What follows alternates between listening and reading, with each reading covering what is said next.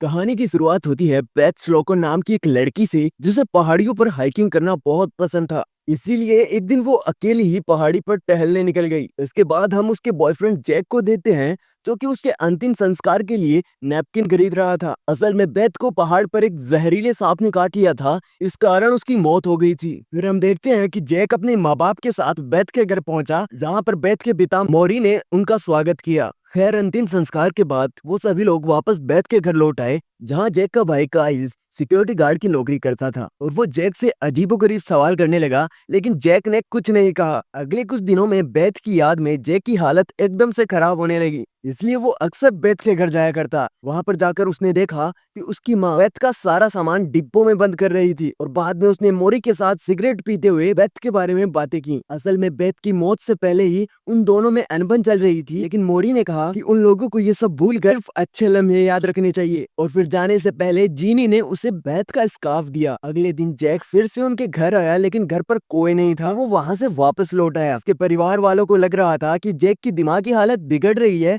इसलिए उन्हें उसे डॉक्टर के पास ले जाना चाहिए। अगले दिन फिर जैक बेथ के माँ बाप से मिलने के लिए गया, लेकिन उसे वहाँ बाहर से ही गानों की आवाज आ रही थी। लेकिन जब उसने बेल बजाई तो किसी ने दरवाजा नहीं खोला। फिर उसने पीछे के दरवाजे से घर के अंदर जाने की कोशिश की, लेकिन तभी उसे बेथ दिखाई दी और उसे देखते ही उसके पैरों तले तो जमीन ही खिसक गई थी और वो हर खिड़की दरवाजा खटखटाकर बेथ को पुकारने लगा। अचानक काइल ने वहां आकर उसे हल्ला करने से रोका और वापस घर लौट जाने के लिए कहा। लेकिन उसी रात जैक बेथ के घर में घुस आया और उसने मोरी से कहा कि उसे पूरा यकीन है कि बेथ जिंदा है। उसने अपनी मौत का नाटक करके सबको बेवकूफ बनाया है। और तभी उसने मोरी को अपने रास्ते से हटाकर देखा कि जीनी बेथ को अलमारी में छिपा रही थी। इसके बाद वहां पर काफी बहसबाजी होने लगी, क्योंकि बेथ के माँ बाप बेथ को ये नहीं बताना चाहते थे कि उसकी मौत हो चुकी है। और दूसरी ओर जैक बेथ पर सबको धोखा देने का इल्जाम लगाने लगा और बेथ को कुछ समझ नहीं आ रहा था, क्योंकि उसे कुछ याद भी नहीं था। इसके बाद जैक ने घर लौटकर अपने माँ बाप को बताया कि बेथ की मौत सिर्फ एक नाटक थी, लेकिन उसकी माँ उसकी जांच करवाने के लिए उसे अगले दिन हॉस्पिटल ले गई। कुछ देर बाद जैक ने बेथ की कब्र पर जाकर देखा तो वहाँ पर किसी ने पूरी कब्र को खोदा हुआ था और उसने वापस जाकर मोरी को सब कुछ सच बताने के लिए कहा। अब मोरी ने बताया कि बेथ मरी जरूर थी, लेकिन वो वापस जिंदा होकर वापस लौट आई। मोरी कहता है कि चाहे कुछ भी हो जाए, लेकिन वो अपनी बेटी को वापस नहीं खोना चाहता। लेकिन जैक को इन सब पर अभी भी विश्वास नहीं था। उसने कहा कि बेथ ने अपनी कब्र खुद खोदी है और वो ज़ॉम्बी होने का नाटक कर रही है। तभी ज़ॉम्बी बेथ वहाँ पर आ गई और जैक को किस करने लगी जैसे कि कुछ हुआ ही ना हो, और वो फिर जैक को खींचकर ऊपर के कमरे में ले गई। जैक काफी डरा हुआ था, लेकिन बेथ ने कहा कि उसे समझ नहीं आ रहा है कि आखिर सभी लोग उससे अजीब तरीके से क्यों पेश आ रहे हैं। उसे कुछ भी याद नहीं था, लेकिन उसे सिर्फ अब एक स्कूल के टेस्ट की चिंता थी। इसके बाद जैक ने उससे कुछ प्यार भरी बातें करके उसे शांत किया। फिर दोनों ने बाहर जाने का फैसला किया, लेकिन बेथ के माँ बाप उसे दिन दहाड़े बाहर जाने के लिए मना कर देते हैं। और फिर जब रात हुई तब भी उन लोगों ने बेथ को बाहर जाने से मना कर दिया। आखिरकार वो घर में बने स्विमिंग पूल के किनारे बैठ गए। तभी जैक की नजर बेथ की टांग पर काटने के निशान पर पड़ी। जैक ने डरते हुए पूछा कि क्या वो उसे खाना चाहती है, लेकिन बेथ कुछ समझी नहीं और कहा, चुप नोटी, मम्मी पापा के सामने थोड़ी। और उसके बाद वो सब कुछ भूलकर पूल में कूद गई। फिर अगले दिन जैक ने बेथ से फोन पर प्यारी प्यारी बातें की। वो अपने भाई के पास गया जो कि अपनी बंदूक साफ कर रहा था। जैक ने उसे बताया कि बेथ अभी जिंदा है, लेकिन काइल ने उसकी बात पर यकीन नहीं किया। इसके बाद वो बेथ के घर पहुंचा, जहां पर बेथ का बर्ताव दिन ब दिन अजीब होता जा रहा था। जैक ने कहा कि उन्हें उसे बता देना चाहिए कि वो मर के जिंदा हुई है। इस पर मोरी कहने लगा कि इससे तो वो और ज्यादा उदास हो जाएगी, और उसने जैक से वादा लिया कि वो बेथ को कभी सच नहीं बताएगा। और इसके बाद जैक और बेथ गाड़ी में हाइक के लिए निकल गए। गाड़ी में बेथ ने जैक को इधर उधर टच करना स्टार्ट कर दिया, इसलिए वो दोनों एक पार्क में रुके और दिन दहाड़े ही बेथ पर प्यार भरे लम्हे गुजारने लगे। ज्यादा देर धूप में रहने की वजह से बेथ के चेहरे पर जलने का निशान बन गया था, इसलिए मोरी ने उन लोगों को खूब डांटा और बाहर जाने से मना कर दिया। जैक ने एक बार फिर से बेथ को सब कुछ सच बताने के लिए कहा, लेकिन तभी बेथ ने यह कहकर सबको डरा दिया कि वो सब कुछ जानती है, लेकिन वो तो सिर्फ ये कह रही थी कि वो सिर्फ टेस्ट की बात कर रही है। खैर जैक गुस्सा होकर घर से बाहर आ गया और मोरी ने उससे कहा कि आज के बाद वो इस घर में कभी कदम नहीं रखेगा। लेकिन रात को एक चोरी छुपे उनके घर में घुस आया। वो बेथ को अपनी गाड़ी में बैठाकर एक बीच पर ले गया, जहाँ जैक ने बेथ के लिए एक सरप्राइज प्लान किया था। जैक ने एक गाना गाया जो कि उसने खुद लिखा था। उस गाने के जरिए जैक ने बेथ को उसकी मौत का सब कुछ सच बता दिया, लेकिन बेथ को यह गाना पसंद नहीं आया, इसलिए वो जोर जोर से चिल्लाने लगी। अपने गुस्से में लकड़ी की सीढ़ियां भी तोड़ डाली। जैक ने पूरी कोशिश की लेकिन वो फिर भी उसे शांत नहीं कर पाया। बेथ की हालत बद से बदतर हो गई। फिर अचानक से उसके पीछे वाली झोपड़ी में भी अचानक से आग लग गई। जैसे तैसे करके जैक ने बेथ को गाड़ी में बिठाया लेकिन बेथ ने एक ही मुक्के में गाड़ी का शीशा तोड़ डाला और वो बार बार पूछे जा रही थी कि आखिरकार उसके साथ हुआ क्या था।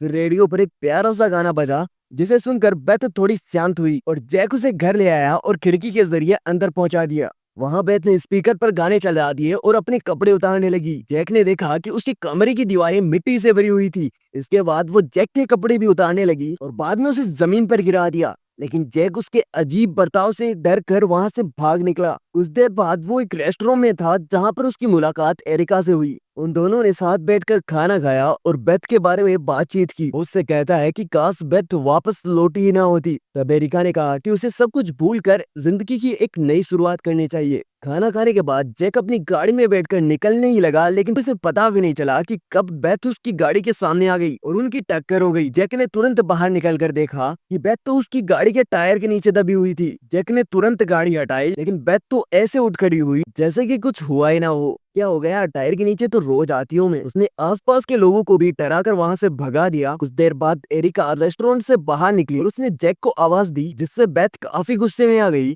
और इसके बाद एरिका ने जब बात करते हुए जैक को छुआ तो बेथ तो अचानक से उस पर झपट ही पड़ी थी। बेचारे जैक ने बड़ी मुश्किल से उन दोनों को छुड़ाया। बेथ ने गुस्से में जैक से पूछा कि ये सब चल क्या रहा है और फिर हार मान कर जैक बेथ को उसकी कब्र पर ले गया और उसे बताया कि एक हफ्ते पहले वो मर चुकी थी। और फिर वो अपनी ही कब्र खोदकर वापस निकल आई। लेकिन बेथ को कुछ समझ नहीं आ रहा था कि वो जिंदा और मरी हुई दोनों ही कैसे हो सकती है। जैक ने बताया कि उसके माँ बाप के हिसाब से तो वो एक ज़ॉम्बी है। फिर जैक ने कहा कि अब वो उसके साथ और नहीं रह सकता। ये सुनकर बेथ आग बबूला हो गई। इसके बाद वो जैक को धक्का देकर उसकी गाड़ी चुरा कर भाग गई। रात को जब जैक अपने घर पहुंचा तो उसे वहां पर गोलियों की आवाज सुनाई दी और उसने अंदर घुसकर देखा कायल उनके मरे हुए दादाजी पर बंदूक तान कर खड़ा था। कोई नहीं जानता था कि वो मर कर वापस कैसे लौट आए। कायल तो डर कर उन पर बंदूक चलाने ही वाला था लेकिन उसके माँ बाप ने कैसे तैसे करके उसे शांत किया। इसके बाद घंटी बजी और 2 और मरे हुए लोग वापस लौट आए।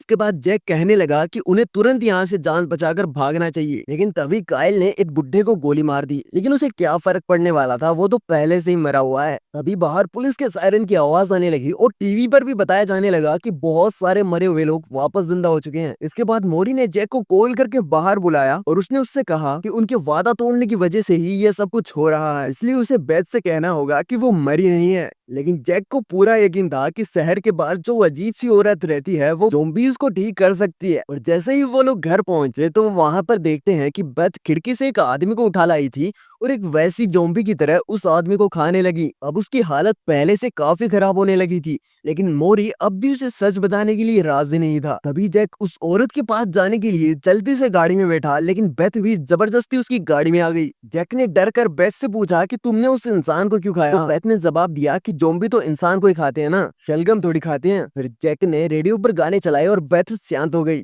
और वो लोग थोड़ी देर में ही शहर के बाहर पहुंचे। जैक बेथ को गाड़ी में रहने के लिए ही कहकर उस औरत से मिलने के लिए चला गया। लेकिन दरवाजा खटखटाने पर उस औरत के भतीजे ने बताया कि अब वो औरत यहाँ नहीं रहती। लेकिन जैसे ही जैक अपनी गाड़ी के पास पहुंचा वहां पर मोरी आ गया था। उसने अपनी शॉटगन से जैक को बेहोश कर दिया और अपनी बेटी को वापस घर ले आया। अगली सुबह जब जैक की आंख खुली तो एक ज़ॉम्बी उसे घूरे जा रहा था और वो तुरंत अपनी गाड़ी में बैठा और अपने घर लौट आया। वहां पर उसे काफी सारी लाशें जली हुई दिखाई दी और उसे बार बार लग रहा था कि इनमें से कोई उसका भाई या फिर उसके माँ बाप भी हो सकते हैं। उसने तुरंत अपना सामान बांधा और बेथ को लेने उसके घर पहुंचा। उसने देखा कि मोरी की गाड़ी खून से सनी हुई थी, पूरे शहर का सामान टूट फूट गया था। उसने आवाज का पीछा करते हुए किचन में जाकर देखा कि बेथ जंजीरों से बंधी हुई थी और उसकी माँ जीनी उसे अपने हाथ का एक टुकड़ा खिला रही थी, जिसने रोते हुए जैक को बताया कि बेथ ने मोरी को मारकर उसे खा लिया है। जैक ने तुरंत उनके घाव पर पट्टी बांधी और वो बेथ को शांत करने के लिए कहने लगा वो उससे बहुत प्यार करता है। इसके बाद वो उसे हाइक पर चलने के लिए कहता है। लेकिन बेथ ने जैक से कहा कि क्या उसे उससे डर नहीं लगता। इस पर जैक ने कहा कि देखो बेबी, मुझे खाना मत, बाकी तो सब ठीक है। और जैसे ही वो लोग घर से निकले तो काइल बेथ को गोली मारने के लिए तैयार खड़ा था। जैक ने काइल को जैसे तैसे रोककर ये पूछा कि जली हुई लाशें किसकी थी। तो हमें पता चलता है कि जैक के माँ बाप तो जिंदा है। जैक ने सुख की सांस लेकर काइल से कहा कि वो बेथ के साथ हाइक पर जा रहा है। जाने से पहले काइल ने जैक को बंदूक देकर बेथ को गोली मारकर उसका दुख खत्म करने के लिए कहा और उन्होंने प्लान किया कि सब कुछ खत्म करने के बाद वो मिस्टर लेमन के घर मिलेंगे। कुछ देर बाद जैक और बेथ हाइक करते हुए पहाड़ी पर पहुंचे। वहां दोनों कुदरत के नजारे देखने लगे, लेकिन अब समय आ चुका था, इसलिए जैक ने बेथ को अलविदा कहने की कोशिश की। उसने बेथ के माथे पर बंदूक लगाकर कहा कि वो उसे हमेशा चाहता रहेगा और जैसे ही बेथ ने जैक की ओर देखा, उसने उसके माथे में गोली मार दी और तभी बेथ पहाड़ी से नीचे लुढ़क गई। थोड़ी देर बाद जैक मिस्टर लेविन के घर पहुंचा, जहां आखिरकार उसकी मुलाकात अपने माँ बाप से हुई। उसने सभी को यही बताया कि उसने बेथ को मार दिया। अचानक बिजली आ गई और टीवी पर खबर आई कि सब कुछ पहले जैसा हो गया है। दिन बाद जैक बेथ और मोरी की कब्र पर फूल चढ़ाने गया और इसके बाद वो गाड़ी में बैठा और एरिका से डेट पर चलने के लिए पूछा और एरिका ने भी हाँ कह दी और दोनों मुस्कुराते हुए कब्रिस्तान से बाहर निकल गए।